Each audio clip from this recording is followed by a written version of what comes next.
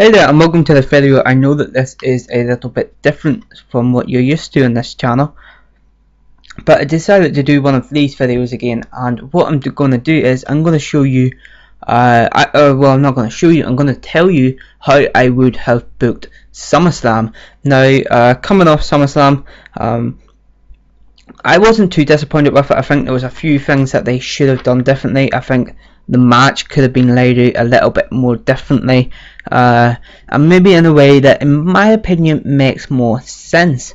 But that's not for me to decide, really. That's for you to decide. Now,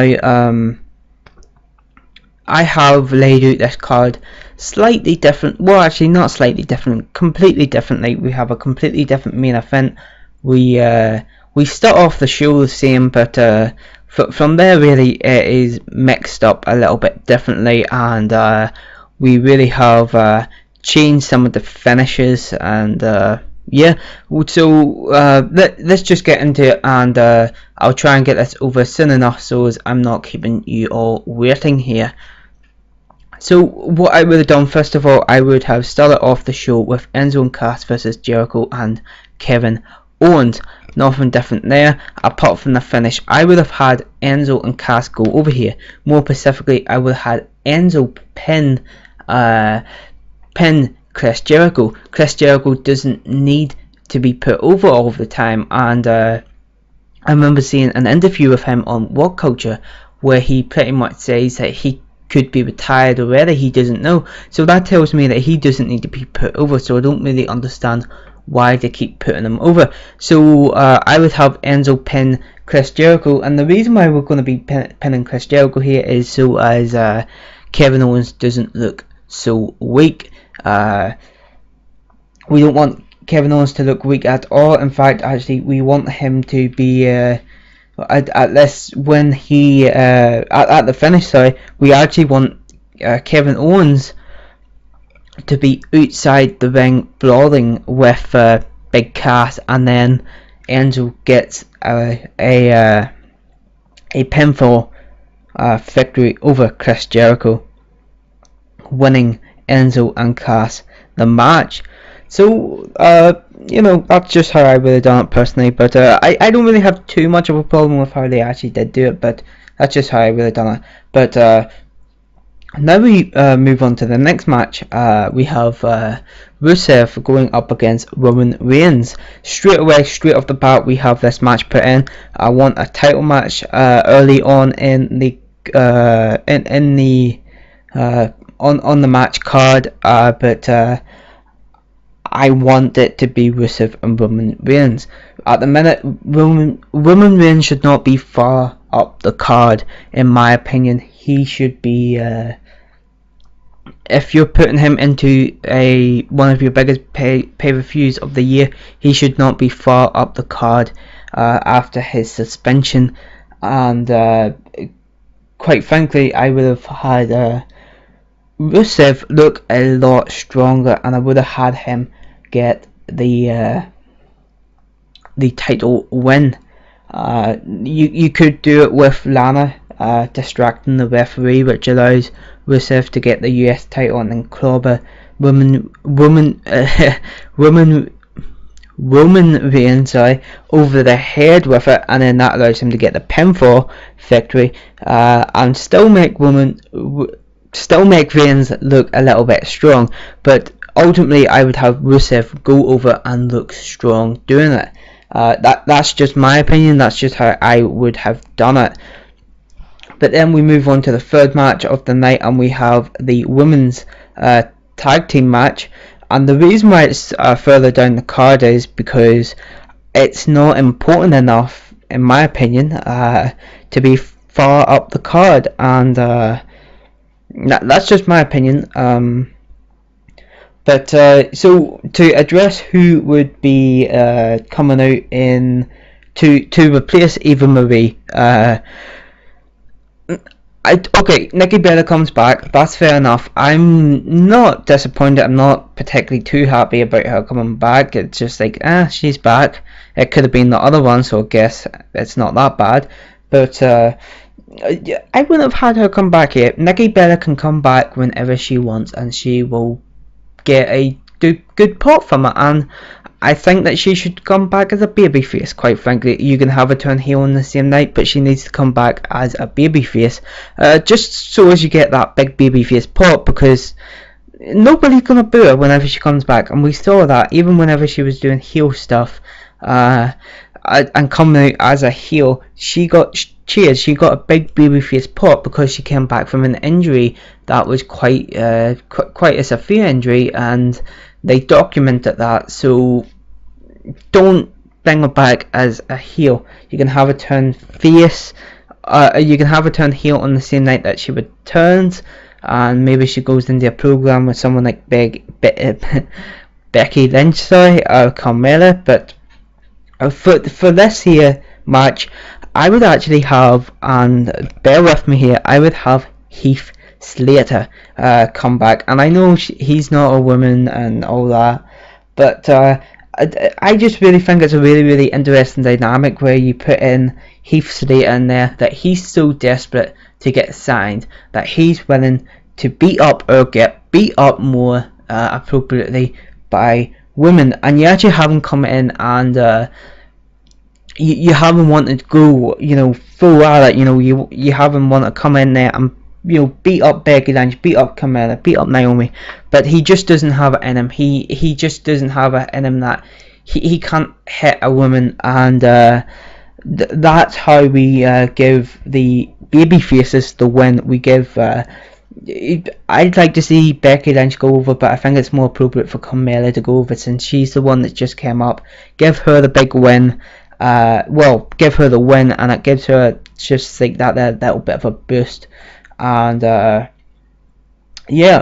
just think it's an interesting dynamic, and with Heath Slater being pretty prominent at the minute, and WWE has done something with Heath Slater that they have not been able to do before, in my opinion, for me anyway, and they have made me care about one of Heath Slater's storylines, and they've done that superbly. So that's just how I would have done it. Carmella goes over on Heath Slater in that match, and I understand why people might disagree, but that's just how I'm going to do it. So we move on now to the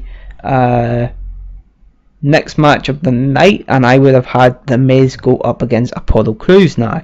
And the reason why I'm putting it here really is, it is a title and it could be pushed up the card more, but quite frankly, it isn't important enough to be pushed up the card. This match, they built up to it okay, but I'm not really invested in this match enough to really have it go above John Cena and AJ Styles, or the tag team match for the tag team titles.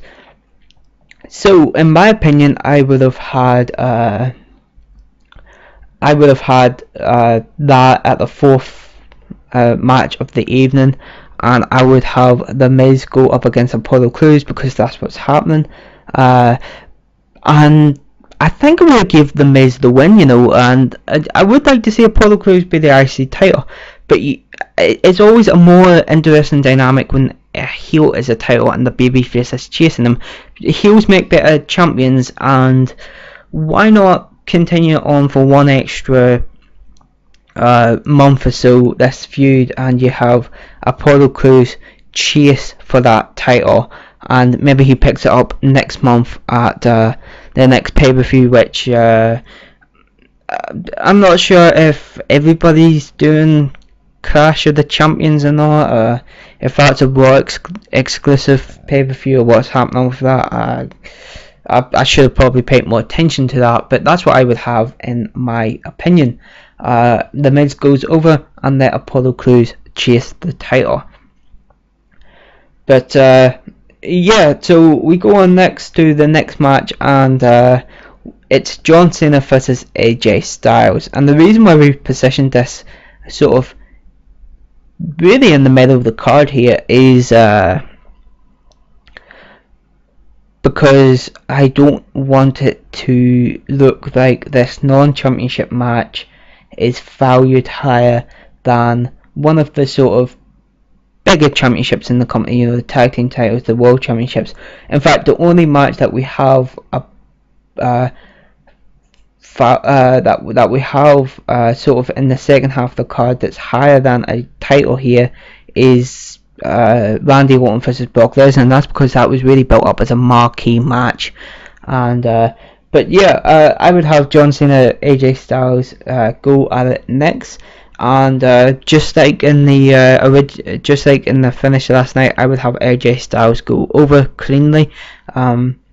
It's important that he gets that win. It's important that you know, he can go on now and challenge Dean Ambrose for the title and quite possibly take it. You know, I would have him take it, in my honest opinion. And that would really fit in with the dynamic really, really well that I'm going to lay out here soon enough. But yeah, that's what I would have done personally. But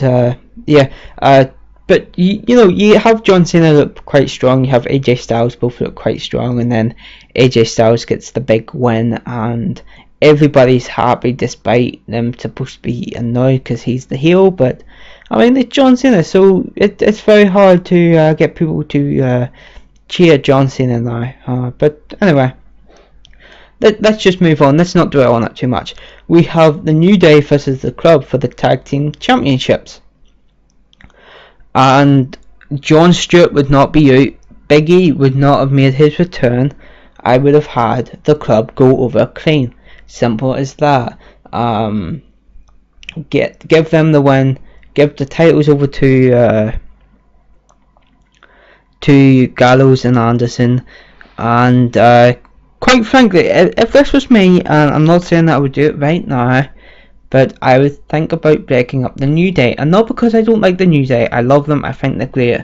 But every good faction, every good stable, they end before we get tired of them, and I'm scared that we'll start to get tired of the New Day. But that's what I would do. Have the Club go over clean. Big E doesn't make a return. I just don't understand why the babyface would come out and cause a DQ finish for the heels. You know, it just,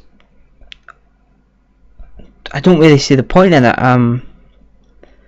It really needs to be a big grudge feud for that to happen, in my opinion, that the babyface would cause the heels the championships. And I wouldn't even do it by DQ if they were going to do that.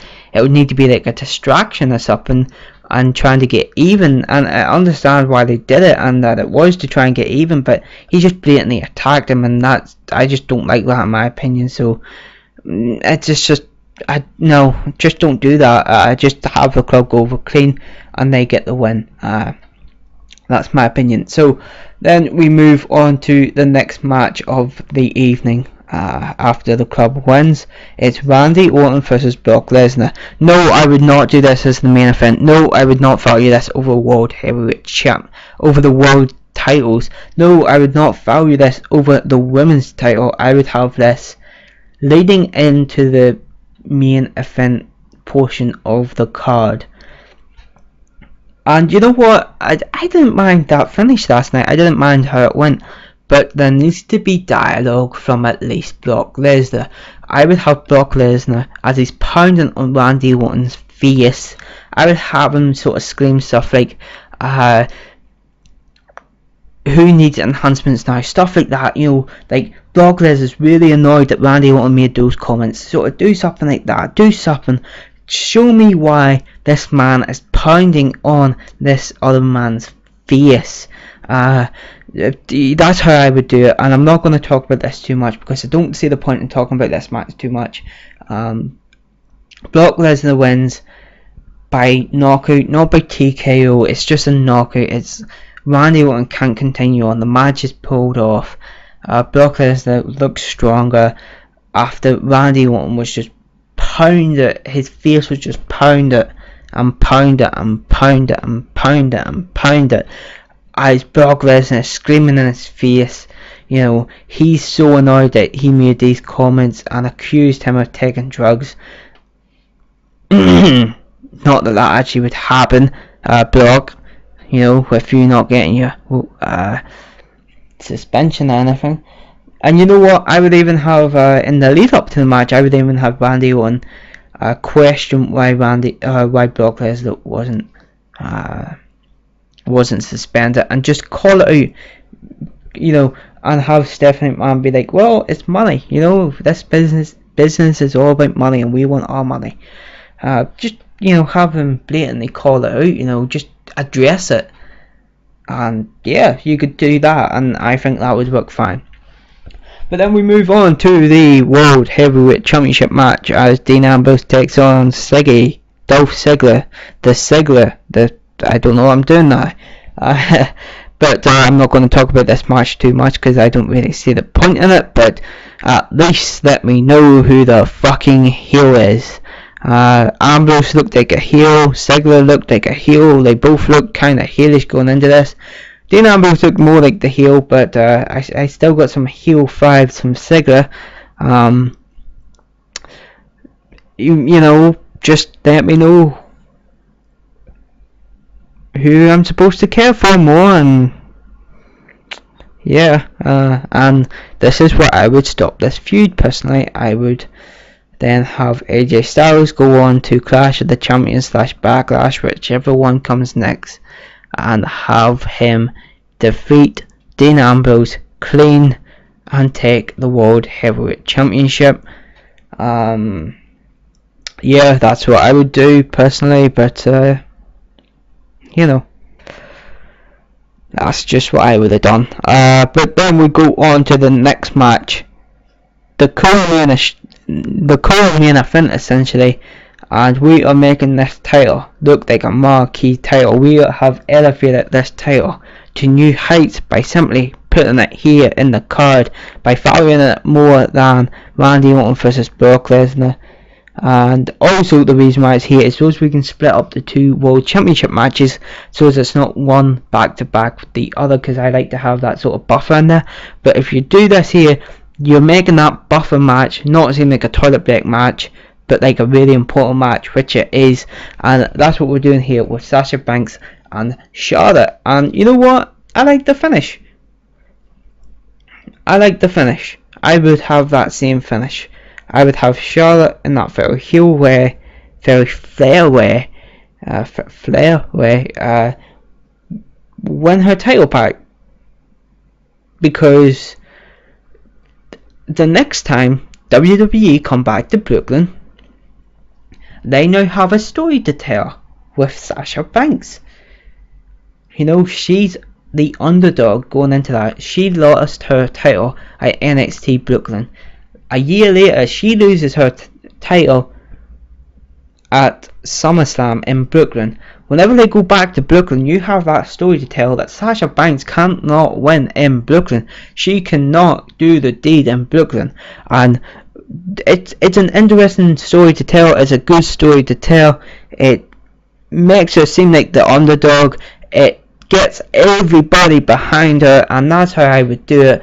Now she is the underdog in her feud whenever they come back to Brooklyn. Whether that's for the title, it would be even better if it's for the title, so she can get that big title win and say, I won at Brooklyn finally. And you know what, the next time that they go back to Brooklyn, she can lose the title. She can lose it, and then you have that, you're extending the story, you're making people care, and that's what I would have done. And the thing that I would have done though, I would have had the commentators talk about NXT Brooklyn, that she lost her title at NXT Brooklyn, and then I would have them say that she lost her title at SummerSlam. Like, talk about the parallels between NXT Brooklyn and SummerSlam, and get that through to people's heads. And then whenever they come back to Brooklyn, it can be, holy shit, she's not going to win because it's Brooklyn, and she cannot win in Brooklyn apparently. But that's just how I would have done it, because now there's a story to tell. But then we go on to the main event of the night, and I liked this match. I liked it. It was a very good match. Does the title look good? No. but it doesn't matter what the title looks like, because it's not about what it looks like, it's about what it is and what it represents and what it's, you know, it's not about the look of the title, it's about the champion, it's about who holds it, it's about what that represents when that champion holds the title. But anyway, that's just the way I see it. Did I make a couple of comments on Twitter about it? I did, because it looks fucking terrible, but still, it doesn't matter what it looks like, really.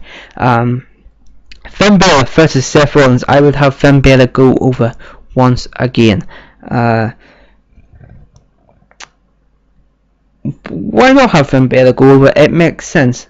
Finn Balor is the champ. He has had a rocket strapped to his back and he has been sent to the moon. But here's what I would have done. I would have a double turn. Finn Balor turns face, Finn Balor turns heel, Seth Rollins turns face. And I would have Finn Balor turn heel and the Bullet Club comes out to help him. The club, sorry, comes out to help him.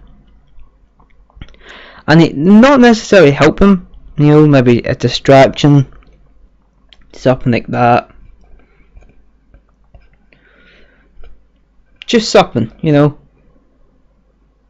Just a little something, you know. That it's the club that helps him win the title. Maybe the referee's knocked out, so Gallows and Anderson comes down and helps him win the title. Maybe we get AJ Styles come down and interfere. But at the end of the night, we end the night.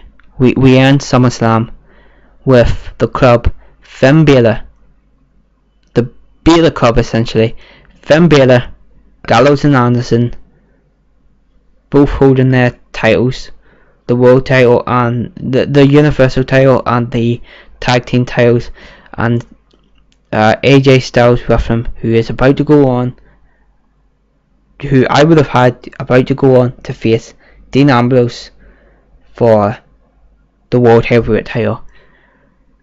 And that right there, every mark in the world would come themselves seeing that image, have them do the 2-streak thing. That's what I would do personally. I think that's a good ending to it. You know, you have the club interfering some way. You have Seth Rollins wrestle as a face. You have him go for the Phoenix Splash. He did it, right? I think it was, yeah. And you have him miss. You have Finn Balor wrestle as the heel. The club comes out. They interfere in some way, whether it's a distraction, whether it's pulling the referee out of the ring at a vital moment. They just do it in some way that Finn Balor turns heel convincingly, takes the world title on Raw, and that final image of the club, the Balor Club, at SummerSlam would be amazing. And just thinking about it, just in my head, it looks amazing. Seeing those 4 men stand there in the ring. And you know what? You can add to it. You can have Becky Lynch turn heel and win the women's title at some point. And then you have the club on SmackDown and on Raw, transcending brands, dominating, and that to me that sounds like a great ending to SummerSlam. Seeing those 4 men in the ring, that's how I would have booked SummerSlam, personally. You know, you could have had Goldberg go in there and interfere, but don't really see the point to it, really. There's plenty of time between now and WrestleMania to build up to a Brock Lesnar Goldberg match, really. At WrestleMania, of course, because why would you do it anywhere else? but yeah, like this is what I would have done for this card. You know, so to recap, we have Enzo and Cass go over, Rusev go over, Carmella, Becky, Naomi go over, The Miz go over, AJ Styles go over, The Club go over, Brock Lesnar, Dean Ambrose, Charlotte, and Finn Balor. So it's not too differently, although the layout of the card is completely different. But with these sort of changes, the dynamic of the card, the dynamic of the stories being told completely changes. But yeah, and I did not forget to do the pre-show. I just simply didn't want to do the pre-show. Thanks for watching. Let me know if you want to see more of these in the future, but goodbye.